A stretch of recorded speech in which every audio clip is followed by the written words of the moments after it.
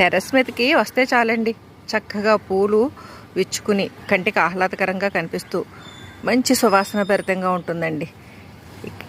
మీకు ఇక్కడ కనిపించేది మధుమాలతి. చాలా బాగుంటాయండి పూలు. మొత్తం ఒక 4-5 months పాటు మొత్తం విరబూసేస్తుందండి. ఇలాగే ఆ ప్రక్కనే దూరంగా మీకు కనిపించేది తిరుమల సంపెంగ, అది కూడా చక్కగా విరబూసింది.